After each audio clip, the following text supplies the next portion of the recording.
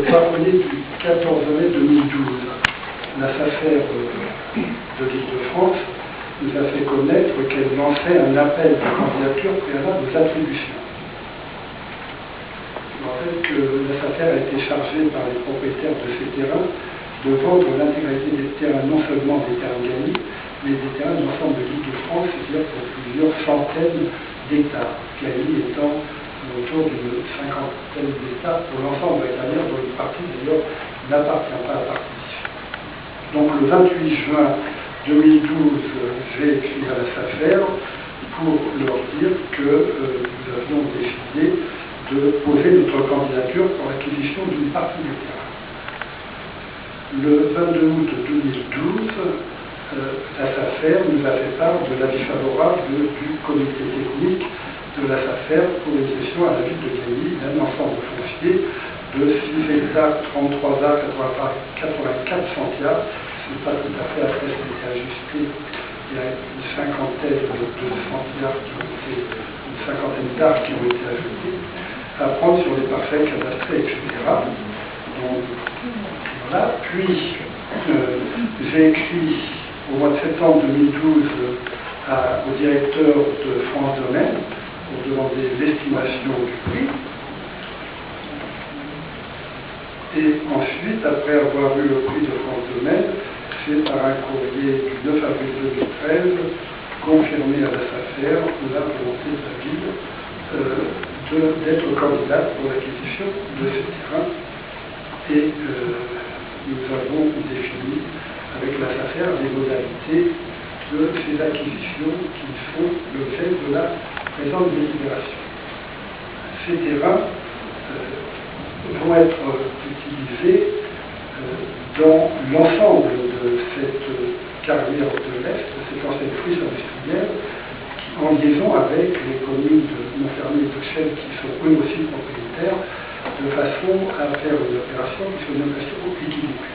Je rappelle que la municipalité travaille toujours dans la même idée qui a été exprimée il y a plus d'une dizaine d'années, c'est que sur les 90 hectares d'anciennes friches industrielles des anciennes carrières de gypse, un tiers soit utilisé à des aménagements, 2 tiers soit réservés en espace soit naturel, soit vert, soit de loisirs, disons pour prendre un mot simple, en espace vert.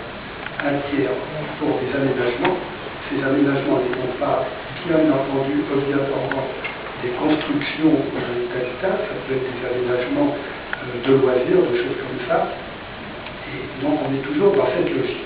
Donc quand la SAFER nous a proposé de candidater pour acquérir un certain nombre de parcelles, c'est ce que vous allez répondre de façon à ce que la ville puisse avoir un pied dans l'opération qui se fera. Cette carrière de l'Est, qui est plus importante des trois, elle fait 50 hectares sur les 90 au total des trois, il était inimaginable dans mon esprit que nous soyons à l'extérieur de cette opération. Dans le SDRIF, schéma directeur d'Île-de-France, qui est actuellement en révision par le Conseil régional d'Île-de-France, pas par la ville de Gailly, bien entendu, prévoit un certain nombre d'hypothèses. Je vous rappelle que depuis quelques années, il y a un certain nombre de lois ou de déclarations qui sont intervenues. La loi sur le Grand Paris, dans son article 1er, a décidé qu'il devait se construire, pour faire face à la pénurie de logement, 70 000 logements par an pendant une période d'au moins 15 ans. Il est facile de faire le compte, 70 000 logements, 7 départements, c'est-à-dire 10 000 logements par an par commune. La Seine-Saint-Denis a 40 communes, Gailly a une population qui est à peu près un 40e du département, ce qui fait mathématiquement 250 logements par an. Madame Cécile Duflot, ancienne candidate des Verts, qui est ministre du Logement, a décidé qu'elle ferait passer des logements sociaux au titre de l'article 52 de la loi SRU de 20% des logements à 25%. Au jour d'aujourd'hui, la ville de Gailly est à 20,2% et remplit totalement ses obligations légales. Le passage à 25% nous obligeront à construire 860 logements sociaux. Quand on additionne tout cela, on se rend compte que la volonté que nous avions exprimée il y a un peu plus d'une décennie de réserver un tiers à l'aménagement, 2 tiers aux aménagements verts, disons, est tout à fait nécessaire. Et si nous avions à l'époque dit, eh bien, les 90 hectares, on va les laisser tels qu'ils sont, aujourd'hui on se trouverait face à la nécessité de revoir le projet. Aujourd'hui, on a besoin, c'est de pouvoir, à la frange, pouvoir toucher à ces 50 hectares. Je rappelle une chose que certains qui manifestent beaucoup ne connaissent pas la réalité. Je rappelle que Gagny est, au niveau fiscal, la ville la plus pauvre de l'Île-de-France. Nous n'avons pas d'activité économique.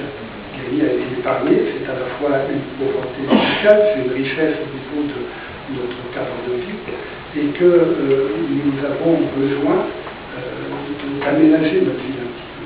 Et que nous ne pouvons pas dire, eh bien, nous allons laisser ces terrains parce que ce sont des terrains naturels. Ça n'était pas des terrains naturels. Moi, j'ai connu ces terrains sur lesquels il n'y avait pas un brin d'herbe qui existait. C'était une friche industrielle qui a été ensuite abandonnée et la nature a repris ses droits. Mais je rappelle que sur la carrière du centre que nous avons acheté, c'est-à-dire des centres étaient dans la même situation, nous avons été obligés là aussi de la raser pour pouvoir faire des puits qui ont permis de pomper les galeries. Nous avons fait plus de 400 puits. Depuis, eh bien, les puits ont été comblés, le terrain a été sécurisé. Nous avons replanté 14 hectares d'espaces forestiers et d'arboretums. Il y a une phase toujours dans l'aménagement, mais je me souviens lorsque j'avais présenté, lorsque nous avions inauguré l'arboretum, vous avez présenté l'opération du parc de la Courneuve. Le parc de la Courneuve n'était pas un endroit qui était souligné. Et pour autant, quand on regarde les photos du chantier, on se rend compte que l'ensemble de la végétation a été détruite totalement jusqu'au dernier brin d'herbe pour remodeler le parc de la Courneuve. Aujourd'hui, le parc de la Courneuve est un des beaux poumons verts de la Seine-Saint-Denis. Lorsqu'on aménage des espaces verts, il y a toujours une phase qui est un peu désagréable, qui est la phase pendant laquelle on est appelé à détruire de la végétation. Alors il y a de la végétation qui parfois a un grand intérêt écologique, parce qu'il y a des ronces, il y a des arbustes de peu de valeur. Quand il y a des arbres, on a même réussi sur la carrière du centre à sauver quelques arbres qui le méritaient, en faisant des efforts, en demandant aux entreprises qui faisaient les puits d'essayer d'épargner. Ce n'est pas très simple quand on a un engin de 7 mètres de long et qu'on fait un puits tous les 4 mètres, mais on l'a fait. Donc l'objet de cette acquisition, c'est de rentrer dans le dispositif qui est déjà en route. On a rencontré des gens de l'agence des espaces verts qui n'ont pas fait d'objection et qui ont donné leur accord pour l'acquisition par la ville. La ville n'a pas l'intention, contrairement à ce que certains écrivent, d'urbaniser cet espace dans la démesure. On a eu le problème dans la démesure. Je rappelle qu'on a eu la nécessité, et on a toujours, de construire un gymnase en face du collège Saint-Pierre-Mouleau. Je rappelle que cette carrière, elle fait 500 000 mètres carrés, que le gymnase fera à peu près 1000 et quelques mètres carrés. C'est-à-dire qu'on prendrait un gros millier sur 500 000 mètres carrés. C'est-à-dire une goutte d'eau pour 600 enfants. Alors, je redonnais à tout le monde le droit d'estimer que la biodiversité dans un endroit est plus importante sur 1000 mètres carrés pour 600 enfants et qu'on ne peut pas laisser ces 1000 mètres carrés sur 500 000 mètres carrés. Moi, je pense au contraire qu'on peut vivre en bonne intelligence avec la nature et qu'on peut ne pas sacrifier l'éducation physique de 600 enfants tout en respectant la nature et nous le faisons. Lorsque je lis le document d'appel à une manifestation ce soir et que je lis le genre de phrase au lieu d'intégrer la biodiversité dans toutes ces politiques, notamment celles qui concernent les infrastructures de transport et d'urbanisme, l'actuelle majorité municipale pratique une destruction systématique des espaces verts, je voudrais bien savoir où nous avons détruit un espace vert. Nous en avons créé un de 14 hectares. Nous assistons à un développement anarchique. Malheureusement, actuellement, compte tenu de l'absence de PLU, nous n'avons pas de développement urbain ni anarchique ni non anarchique. Alors, je sais bien que dans les périodes préélectorales, les esprits s'échauffent un peu et que la vérité devient toute relative. On sait bien que la vérité n'est pas une valeur absolue. Mais je peux vous garantir que cette acquisition est faite dans le cadre de politique traditionnelle qui est à la fois de prendre en compte la biodiversité, de prendre en compte la nature, de prendre en compte aussi les besoins des hommes, car la nature et les hommes ne sont pas dans un antagonisme, mais dans une complémentarité. On ne peut sacrifier ni l'un à l'autre, ni l'autre à l'un, car je crois que c'est un équilibre que nous allons tenir. Alors bien entendu, au-delà de cela, chacun, pour les motifs qui lui sont propres, et qui sont inconnus aujourd'hui, comme je le comprendrai il y a quelques temps, a le droit d'avoir un avis différent. Je donne la parole au conseil municipal qui le souhaite, M. Théo. Oui, je m'attendais bien à votre renseignement parce qu'on peut arriver à faire les réponses avant de faire les questions. Monsieur le maire, en ouvrant leur Parisien ce matin, nos concitoyens ont tous compris qu'il se passait aussi des choses à Gaillon. Vous venez d'en parler. Des choses importantes ayant trait à leur quotidien, à leur environnement et à leur mieux vivre. La nombreuse assistance qui s'est jointe à nous pour assister à ce conseil municipal ce soir en est la preuve vivante. La preuve citoyenne qu'à Gagny comme ailleurs, il n'y a pas une population muette, atteinte par les doses politiques que vous infligez régulièrement dans votre mensuel Gagny Magazine, une population qui ne sera que pour acquiescer la politique municipale que vous préconisez, tellement sûre du fait qu'avec les 41% que vous avez obtenus lors des dernières élections municipales, vous avez le droit de penser, de décider, de faire au nom de toutes les Gabiniennes et Gabiniens, en oubliant, mais le terme est faible, les près de 60% qui, dans leur diversité, ont rejeté votre programme et votre politique. Et lorsqu'on ne leur donne pas la parole, la majorité bayonnaise est aussi la prendre quand il le faut, et nous nous en félicitons. Mais peut-être avez-vous déjà oublié le PLU que vous nous aviez présenté voici quelques temps, qui a été retoqué, et malgré les multiples recours que vous avez formulés, il a bel et bien été, et nous sommes toujours dans l'attente du suivant. Nous étions en droit de penser que cette épreuve et son résultat vous allaient amener à réfléchir à d'autres chemins possibles pour que le sujet trouve un véritable consensus dans l'intérêt de nos concitoyens. Force est de constater que ce n'est pas le cas. Nous proposons aujourd'hui, à la veille des vacances, en catimini, entre la fixation du tarif d'une journée à Chartres pour les seniors, que nous avons approuvé tout à l'heure, les droits d'inscription au conservatoire, une délibération que nous découvrons comme d'habitude d'ailleurs 5 jours avant le conseil. Ok, c'est légal, allez-vous nous répondre, mais sans aucun débat préalable, sans aucune concertation avec qui que ce soit, et surtout sans aucun contact avec les principales associations environnementales de Gagny, qui depuis de très nombreuses années œuvrent pour protéger notre ville, qui sont les veilleurs, les experts, et dont la voix mérite d'être écoutée, entendue, prise en compte, qu'elle s'inscrit dans la protection environnementale tant réclamée par nos concitoyens. Mais qui, bien sûr, peut être aussi modulée dans le débat et l'échange. Je vous entends déjà nous répondre que l'opposition municipale ne serait qu'à l'appendice de ces associations, comme vous me l'avez déjà dit. Il ne s'agit en rien de cela, et vous le savez bien. Nous considérons que les associations doivent être indépendantes, qu'elles ont leur rôle à tenir, et les partis politiques à leur. Différents mais complémentaires grâce à l'écoute et au dialogue, des mots que vous ne connaissez malheureusement pas toujours. Il ne s'agit en rien pour ces associations d'être des cache-sexe ou au compte d'intérêts partisans, comme nous galons que vous réussissiez ici même il y a peu de temps. Chacun peut comprendre que, vu votre fonctionnement, du gâchis dont vous êtes déjà rendu coupable sur la carrière du centre, de votre manque total de vision à long terme sur notre ville, nous nous interrogions fortement et mettions même un gros soupçon de suspicion sur la teneur des projets que vous mijotez tranquillement dans le dos de nos concitoyens. Vous étiez déjà connu comme le roi du béton et nous pouvons supposer que vous l'êtes toujours. Je ne pense pas un instant que ce soit pour brouiller notre compréhension à la décision.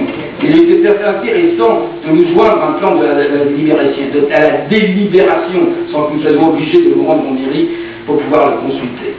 Pour un public non averti, nous pouvons dire que la délibération proposée est certes directe, mais fort peu argumentée. Et lorsque l'on fouille, et vous venez effectivement de compléter avec vos propres positions, un peu, nous nous interrogeons. Et nous sursautons. Nous lisons ce projet s'inscrit dans une limite plus large du parc régional de l'Agence des espaces verts soutenu par la commune. Je crois que nous l'avons bien compris, le projet c'est avant tout d'acquérir, d'acheter des terrains particulièrement bien choisis, puisqu'il s'agit uniquement de ceux qui longent l'axe constitué par le vieux chemin de Meaux pour, je lis encore, polariser et équilibrer l'espace urbain dans un secteur identifié au projet du schéma directeur de la région Île-de-France 2013, pour faire simple du DRIP 2013, comme quartier-gare identifié. Il ne s'agit donc que de l'achat de terrain pour construire, et uniquement pour construire, de polariser, c'est-à-dire de concentrer, de réaliser une zone urbanistique, un souhait qui vous est si cher. Et vous vous précipitez en croyant avoir trouvé un bon prétexte, quelque peu politicard, que vous transformez en épouvantail pour appeler nos concitoyens, en désignant l'obligation de construire 2000 à 3000 logements de plus à Gagny dans les années qui viennent.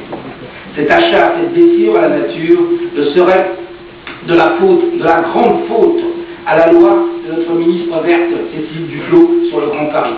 Ce serait une obligation, d'où la nécessité extrême de cette acquisition. Tout ça, chacun l'aura compris, c'est la faute de la gauche revenue au pouvoir. Voilà. Pour polariser, si nous comprenons bien le volet équilibré, c'est pour les autres. Allons, tout cela n'est pas sérieux. Et pour comprendre quoi comprendre de pouvoir utiliser le DRIP 2013, document auquel vous vous êtes opposé et voté, et que vous avez voté contre au Conseil général, et dont vous avez extrait 2 lambeaux de phrases au milieu de plusieurs milliers en dénaturant totalement ces objectifs qui sont tout le contraire de ce que vous envisagez, c'est-à-dire la préservation des espaces naturels et de toute urbanisation. Nous nous posons d'autres questions. Vous savez que ces terrains sont sous-minés et donc leur aménagement est soumis à de gros travaux de comblement et de terrassement avant de pouvoir construire quoi que ce soit. Tout comme vous l'avez rappelé tout à l'heure sur la carrière du centre, dont chacun voit ce qu'elle est devenue aujourd'hui. Et nous ne savons pas ce que nous dira le plan de prévention des risques naturels, qui doit valider des possibilités de construction future et peut très bien rendre ces terrains inexploitables. Bien d'autres problématiques entourent cet achat, notamment la densification sur ce secteur qui rencontre déjà quelques problèmes. Je sais que nous ne rencontrons jamais les mêmes personnes, combien de fois le répète-t-on, et je m'aperçois que nous ne lisons pas les mêmes pages lorsque nous avons le même document à lire. C'est peut-être la raison pour laquelle vous n'avez pas soutenu lors de votre vote au Conseil général.